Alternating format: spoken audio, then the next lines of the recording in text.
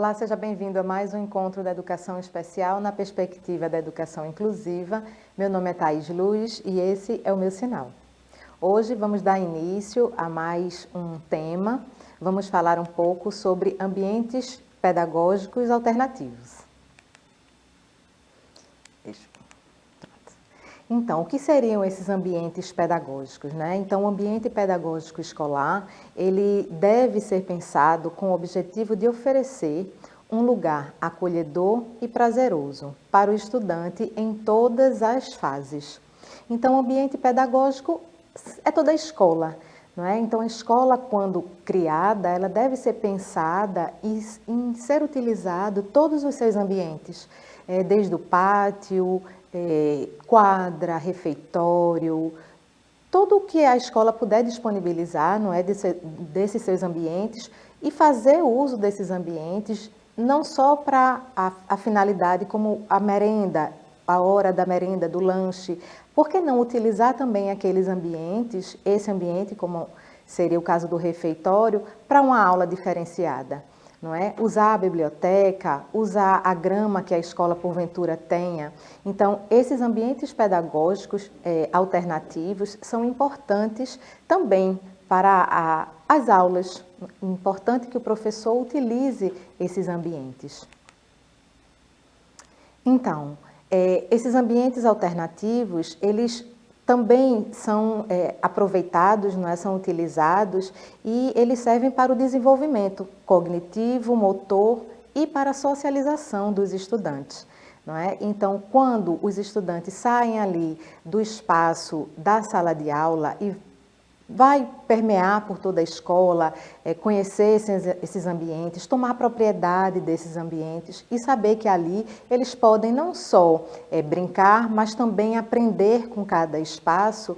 Isso vai desenvolver neles essa aprendizagem mais fácil, que eles consigam assimilar com maior facilidade, não é? Além da questão motora do ambiente e também a socialização. Quando o professor tem na sua sala um estudante com deficiência, ele precisa, é importante ter essa socialização e nesses outros ambientes vai ficar ainda mais fácil dele interagir com os demais estudantes. Bom, a legislação brasileira, a LDB, ela busca garantir que as crianças que apresentam algum tipo de necessidade especial possam se socializar, desenvolver suas capacidades pessoais e aprimorar sua inteligência emocional por meio da inclusão escolar. Então, perceba que é importante esses estudantes com deficiência, eles estarem em todos os ambientes da escola, eles conseguirem interagir, não é, com os ambientes e com as pessoas daquele ambiente.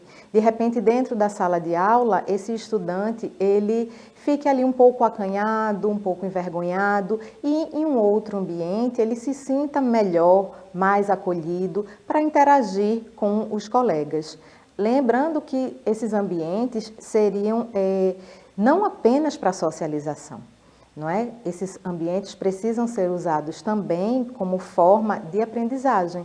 Então, o professor procurar esses ambientes, não é? E agregar todas essas informações, o momento da socialização, mas o momento da aprendizagem também naquele determinado espaço. Bom, então é importante ficar atento a alguns pontos para que essa aula seja colocada nesses ambientes, nessa escolha desses ambientes. Então, a dimensão física, a dimensão temporal, a funcional e a relacional. É importante o professor conhecer cada uma delas e, a partir dali, poder elaborar a sua aula, fazer esse planejamento e escolher qual é o melhor ambiente que vai se encaixar naquela aula. Lembrando sempre, não é, de facilitar esse ambiente para que esse estudante com deficiência ele tenha ali uma autonomia nesse espaço, não é, que ele consiga conhecer esse espaço e trabalhar nele. Então, o que seria essa dimensão física? Não é? Seriam as condições da infraestrutura escolar e a organização do mobiliário. Claro que a gente sabe que muitas escolas não têm essa infraestrutura tão determinada assim, não é? Muitas escolas não têm quadra, são salas adaptadas, mas isso não é um impeditivo, não é, para que o professor não faça uso dos demais ambientes dessa escola. Claro, ele tem que conhecer essa organização, esse espaço primeiro, não é? Perceber quais são as adaptações necessárias. E aí, dependendo do estudante com deficiência que ele tenha, quais as adaptações esse espaço necessita e ali trabalhar, sugerir aos estudantes que conheçam esse espaço e trabalhar nesse espaço. Bom, uma dimensão temporal seria quando e como cada local é utilizado pelos alunos e professores. Nessas escolas menores, não é? Aliás, em todas as escolas, seja ela grande, de grande porte ou pequeno porte, é importante conhecer a rotina, não é? Qual o horário mais interessante, qual o horário disponível daquele espaço, quais os professores que utilizam, como é que eles utilizam, e aí ter uma sugestão, essa troca de informação com outros professores que também utilizem esse espaço. Então é importante o professor conhecer também nesse sentido, esse espaço para o preparo de sua aula. Bom, a dimensão funcional seria a forma como o espaço é utilizado e suas múltiplas possibilidades. Então, se temos um espaço maior, não é? Como utilizar? Não é? Qual seria uma aula ideal para dar naquele espaço? Mas a sala é menor, não é tão grande, o ambiente é pequeno. Então, de que forma melhor utilizar aquele espaço para que essa aula ela renda, não é? Seja uma aula proveitosa, seja uma aula produtiva, não é? Seja uma aula que o estudante, de fato, ele assimile as informações que vão ser passadas para ele de uma forma prazerosa.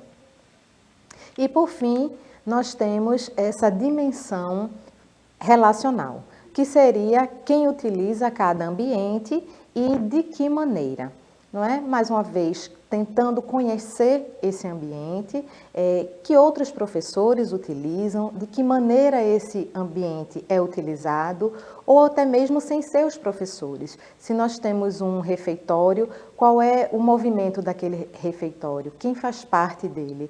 Não é? De que maneira ele é utilizado? Apenas para refeição? Como é feito isso? Até para ser passado para os estudantes também o funcionamento daquele ambiente. Ele primeiro precisa entender que ambiente é aquele, não é? Conhecer aquele espaço para que após isso seja feita uma proposta de aprendizagem para ele. É importante sempre a gente ressaltar que você, professor da sala regular, se você tem um estudante com deficiência, você entenda antes, visite antes, com antecedência, esse ambiente e veja quais ações serão necessárias ali de acessibilidade para que esse estudante ele tenha essa autonomia dentro daquele espaço.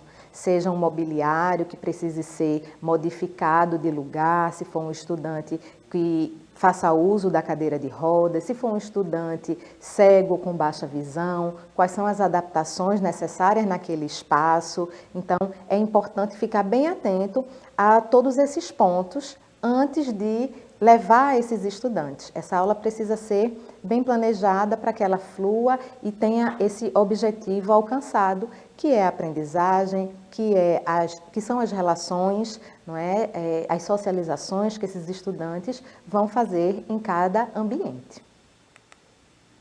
Bom, a aplicação de espaços alternativos oportunizam atividades educativas que qualificam o processo educacional, melhorando o aprendizado dos estudantes na sua formação escolar e social.